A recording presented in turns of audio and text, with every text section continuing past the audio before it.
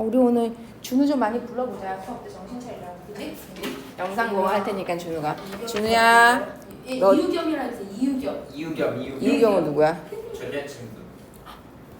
그러면 안 되지. 정신 벌쩍 들겠네. 순간순간. 갑자기 걔 이름이 왜 나오는 거야 이러면서.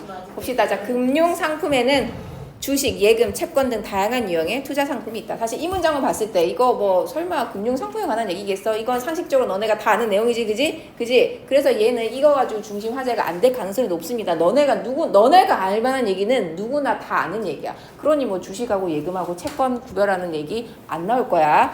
그 중에 주식은 예금에 비해 큰 수익을 얻을 수 있지만 손실 가능성이 크고, 이것도 상식적이죠, 그죠? 그다음 예금은 마이너스 가능성이 없어요. 상대적으로 적은 수익을 얻지만 손실의 가능성이 적다. 그렇기 때문에 사람들은 자신의 투자 성향에 따라 각기 다른 금융상품을 선호하는데, 금융회사는 이러한 고객의 성향을 고려해서 고객에게 최적의 투자 상품을 추천한다. 자, 그럼 보통 그렇다면이라는 단어가 나오면, 자, 뭐뭐일까 하는 게 이제 이 글의 중심 화제가 될 가능성이 높다. 그럼 여기서는 핵심 키워드가 그거네요. 금융회사가 고객들의 투자 성향을 판단하는 기준은 무엇일까? 그렇게 해서 어떻게 할 거야? 좀 더 금융상품을 많이 팔아야 되니까 고객에 맞는 상품을 이제 추천해줘야 되겠지. 예를 들면은 그 위험을 선호한다. 나는 그러니까 뭐 손실의 가능성이 있더라도 수익을 얻을 가능성이 크다면 나는 거기를 하겠다에 따라서 맞춤으로 고객에게 추천을 해주는 거지, 그지? 자, 이게 중심 화제일 것이다. 그러면 나래 OX 해볼까? 맞아요. OXO. 상대적으로 수익이 큰데 손실의 가능성까지 수익을 얻는 손실의 가능성이 적어. 그럼 이거 안 할 사람이 누가 있겠어? 그치? 그러니까 수익이 크면 당연히 손실의 가능성도 크다. 맞아. 보통 리스크가 크면 거기에 대한 보상이 큰 법이니까. 그 다음에 금융회사는 투자의 기대 효용에 대한 고객들의 태도의 차이를 기준으로 고객들이 위험 추구형이니 위험 회피형이니로 분류한다.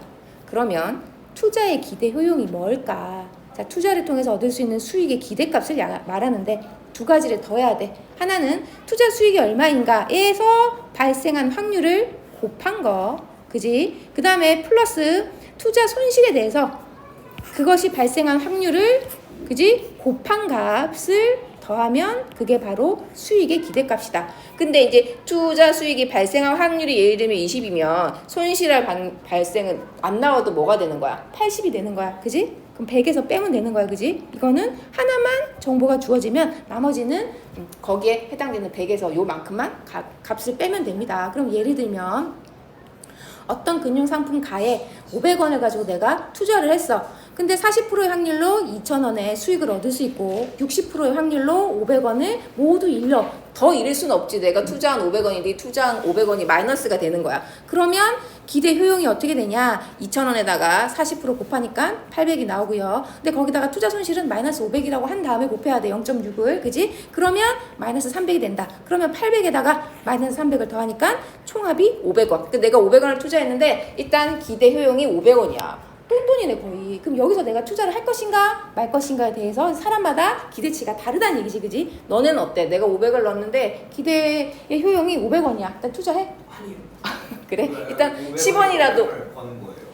아니지. 500원인데 최종 가격이 500이 될 가능성인 거지. 이제 기대 효용. 0원 버는 기대 효용이 이렇게 되는 거야. 500원을 버는 게 아닌 거 아니야? 500원을 버는 건가? 그럼 내가 1,000원이 되는 건가? 아니지. 500원이 되는 거잖아. 기대값이. 그럴 것 같다. 그치? 자, 그러면 그 다음에 이준이 볼게요. OX 해볼게요. 와, X O 다 틀려. X, O, X, X. 아주 쉬는 시간에 결과를 알려주겠습니다. 평균만 알려주세요. 지금 아니, 나중에 그럼 문제 풀 때 알려줄게. 그러면 확인해줄게. 아니, 지금 빨리 합시다. 저희 앞에 거 답 좀 이따 알려줄게. 지금 두 번째 거 하고 있었어. 자, 금융에서는 모든 고객들을 두 가지 유형으로 분류한다? 그렇지 않습니다. 그죠? 그 다음에 금융회사는 투자의 기대 효용에 대한 투자 수익을 기준으로 투자 성향을 판단하는 것이 아니라 그것에 대한 고객들의 태도의 차이를 가지고 투자 성향을 판단하는 거잖아, 이준아. 그렇지 않아? 이준아? 맞지? 자, 그러면 투자 수익은 당연히 높으면 고객이 하겠다고 하겠지. 투자 수익이랑 상관이 없이 이 기대 효용에 대해서 이 고객들이 어떤 태도를 가지고 있느냐에 따라서 투자 성향이 판단이 된다. 그러면 4번도 계산해 볼게요. 자, 이준아, 4번 계산해 보자. 일단 뭐 해야 돼? 20%의 확률로 3,000원의 수익을 얻으니까 어떻게 계산해야 돼? 3,000원 곱하기 0.2 맞지?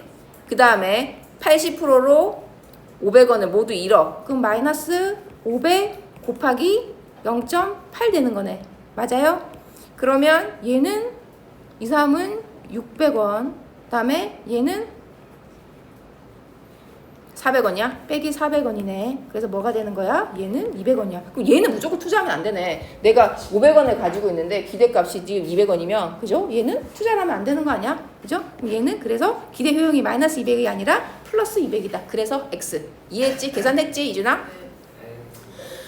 자, 그 다음에 고객의 투자 유형은 투자를 통해서 얻을 수 있는 기대 효용이랑 투자를 하지 않고 화폐를 보유할 때의 효용 중에서 자, 먼저 투자를 할 거나 아니면 화폐를 보유할 거나 어떤 것을 선택하냐에 따라서 나눌 수 있대. 그러니까 당연히 내가 화폐를 가지고 싶어 하면 당연히 위험, 회피형이고 그다음에 투자를 통해서 내가 기대, 효용을 선호해. 그러면 위험, 추구형이다. 근데 만약에 500원을 모두 잃을 수 있음에도 불구하고 가에 투자를 해. 그러면 걔는 위험, 추구형이고 손실을 우려해서 나 500원 그냥 투자 안 하고 그냥 갖고 있을래. 은행에. 하면 위험, 회피형. 됐죠? 기억했지, 그지? 위험, 추구형, 위험, 회피형. 자, 그러면 이거 정민이. 맞아. X, O, X. 투자 비용을 잃더라도 투자를 통해서 얻을 수 있는 이익을 기대하면 회피형이 아니라 추구겠지. 그 다음에 장단점 비교하는 게 아닙니다. 이 유형이 어떤 특성을 가지고 있는지 설명하고 있는 거잖아. 그래서 3번의 정답은 X, O, X. 자, 그 다음에 너네 이 그래프 어렵게 생각하지 말고 한 단위를 잘 봅시다. 이처럼 기대 효용이 같더라도 그러니까 값이 똑같아. 내가 500원을 얻을 값이 어떻게 되는지 값이 똑같아. 계산했을 때 500원을 가지고 이 기대 효용 값을 누구는 어떻게 생각하고 누구는 어떻게 생각하는지 다를 수 있다는 얘기야. 그 소비자들의 태도 차이가 있는데 이걸 한계 효용의 개념으로 설명할 수 있다. 그러니까 사람마다 이 그래프가 다른 거야. 이거는 이 사람마다 이 지점이 다른 게 아니라 예를 들면 위험을 더 추구하는 사람이면 좀 이따 설명해 볼게. 한마디로 사람마다 이 그래프 모양이 다를 겁니다. 이 사람은 어떤 특성을 가지고 있는지 봅시다. 어떤 사람이 느끼는 화폐에 대한 효용이야. 근데 얘는 애초에 A1을 가지고 있어. 그래서 이 A1이 A 플러스 1이 된 거야. 이 플러스 1을 예를 들면 얘가 500원이면 2배가 되는 지점이라고 생각해 보자. 얘가 1000원이 되는 거. 그 다음에 얘는 빵원이 되는 거야. 그치? 그 한 단인 거야. 됐죠?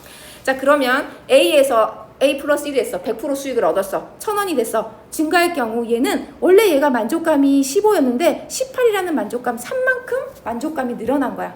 됐죠? 그래서 그 차이는 3이 되는 거고 근데 투자 실패해서 내가 가지고 있는 500원이 다 잃어버렸어. 그래서 0원이 됐어. 그러면 얘는 원래는 만족감이 15였는데 만족감이 10으로 뚝 떨어졌어. 즉 5만큼 차이가 나는 거야. 그럼 얘는 똑같은 돈이 많아지고 똑같은 돈이 적어졌을 때 많아졌을 때의 기쁨은 3밖에 없는데 똑같은 돈이 사라졌을 때 너무 좌절이 큰 거지. 그지? 이해했지? 그지? 그래서 불만족을 더 크게 인식하기 때문에 이 사람은 아마 어떻게 할 가능성이 높다?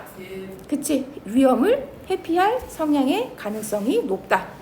만약에 그거보다 이 수치가 훨씬 높아. 예를 들면 여기서 이 사람은 500원만 100%만 수익 올라도 갑자기 훅 올라가. 이 차이가 막 6이 돼. 그러면 얘는 500원 똑같은 돈을 한 단위의 돈을 더 얻었는데 만족감이 6이나 커졌기 때문에 내가 불만족이 5인 것보다 크기 때문에 얘는 뭐 할 가능성이 높다? 투자를 할 가능성이 높다. 위험을 추구할 가능성이 높다는 얘기야.